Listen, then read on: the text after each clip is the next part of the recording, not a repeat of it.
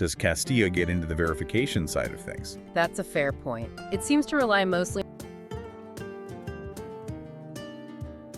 Welcome back to the Deep Dive. Today we're looking at a set of sources that, well, they really challenge how we might think about some traditional religious practices. Absolutely. Our main focus is the Rosary, and we're leaning heavily on Gabriel Castillo's book, The Rosary, Spiritual Power and Transformation. Right. And if you, the listener, picked up this source thinking it's maybe a gentle history or just a meditation guide, You'd be in for a surprise. exactly.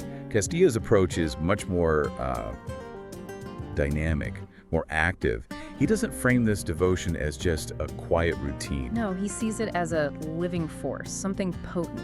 So that's our mission for this deep dive, to explore why. Why is this very old tradition being presented in such, well, high-impact terms as a tool for real, tangible change?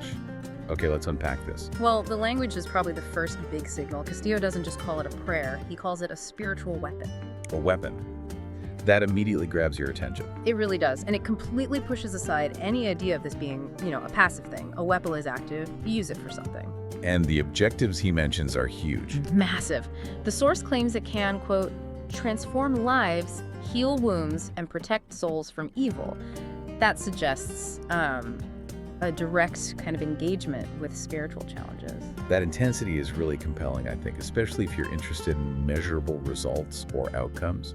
And to support this idea of active power, Castillo uses a mix of sources, right? Yeah, it's a strategic blend.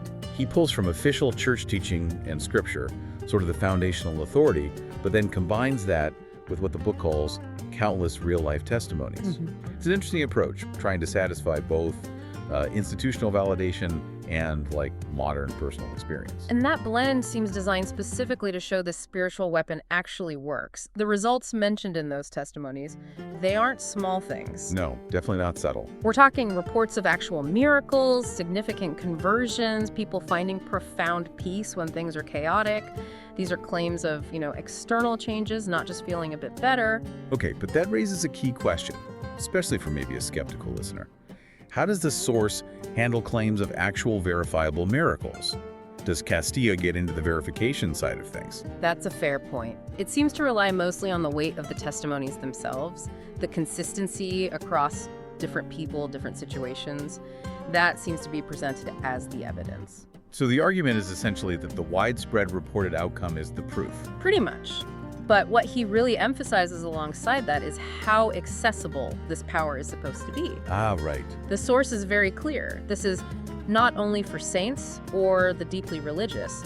It's portrayed as something for everyone. Taking it out of the monastery and into, everyday life. Exactly, saying anyone can begin praying the Rosary and experience its grace. That idea of democratizing such profound spiritual power is, I think, a really central theme. That universality is crucial. If it's truly for anyone, then we need to understand how it supposedly works. If it's not just, magic beads, what's the mechanism described in the book for how these simple, repetitive prayers lead to such big results? Right, and that takes us to the core spiritual function Castillo describes. It's not really the repetition itself that's the source of power. Okay. The repetition is more like the framework, the delivery system for focused meditation. Oh, I see. What's fascinating here is the primary goal. The prayer is meant to draw people closer to Jesus. That's the aim. Okay. But the source is specific about how that happens. It's achieved through the loving guidance of Mary. Right. She's presented as the guide, helping focus the person's intention. So the repeated prayers, the Hail Marys, the Our Fathers, they act almost like a rhythm section, keeping the sort of surface level engaged so the deeper mind can focus. That's a great way to put it, yes. The Rosary is fundamentally meditative, centered on these things called the mysteries. Right. And for anyone listening who isn't familiar, these aren't secrets, are they? They're specific events. Exactly. Narrative points from the Gospels. Castillo goes through the 4 sets: joyful, sorrowful, glorious, and luminous. Okay. Each set covers key moments: Christ's birth, his suffering and death, his resurrection, his public life, things like that. So it sounds like you're using the repetition to create mental space almost, to really dive deep into meditating on say, the meaning of Christ's suffering or the implications of the resurrection. It's like immersive storytelling for the soul. That's precisely the engine behind it. By visualizing and reflecting on these points again and again, believers are guided to think deeply about the core concepts: sacrifice, mercy, unconditional love. It's about aligning your inner world with that narrative. That makes sense. Shifting from just saying words to actively reflecting on their meaning. That's the pivot. But the source also stresses this isn't passive, right? If it's a weapon, it needs consistent use. Yes, absolutely. Here's where it gets really interesting. Castillo really hammers home the need for daily consistency. It's not something you just pull out in an emergency. Is he suggesting the quantity, the sheer commitment, matters more than maybe how perfectly you pray on any single day? I think the text argues the commitment itself cultivates the quality over time. Castillo talks about it like spiritual compounding.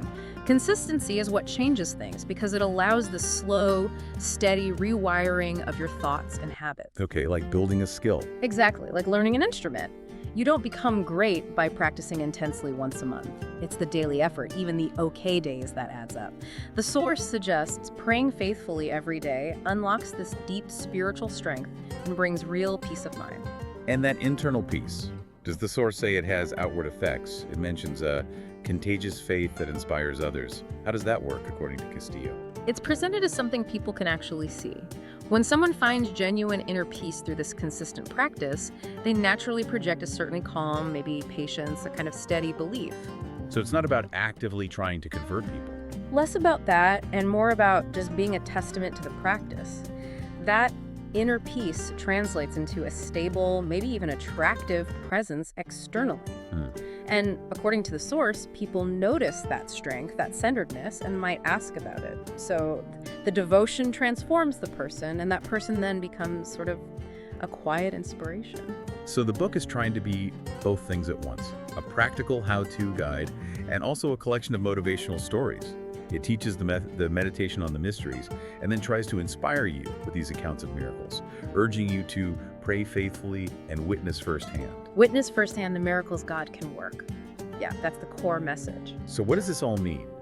We've dived into Castillo's sources and found the Rosary presented not as just some historical relic, but as this really active, potent spiritual tool. Definitely active. We saw the power isn't just in repeating words, but using that structure for consistent meditation on Christ's life narratives. Right, the reflective part is key.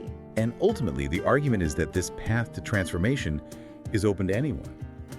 The key ingredients are simple focus and, crucially, that daily consistency. It's about using structured repetition to deliberately shape your inner focus. And if we connect this to the bigger picture, that emphasis on daily consistency really resonates beyond just this specific practice, doesn't it? How so?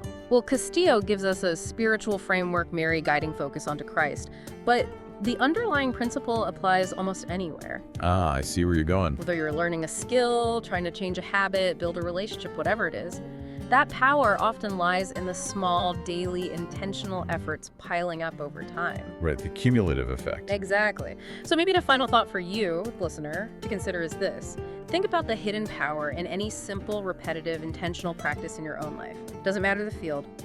What practice, what structured focus could benefit from that kind of daily consistency to really unlock its full potential? What could that look like for you?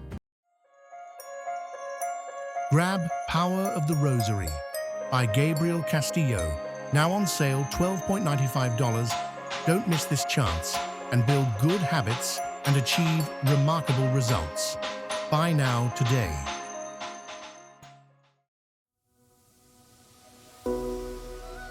Like and subscribe for more Bookhaven podcasts.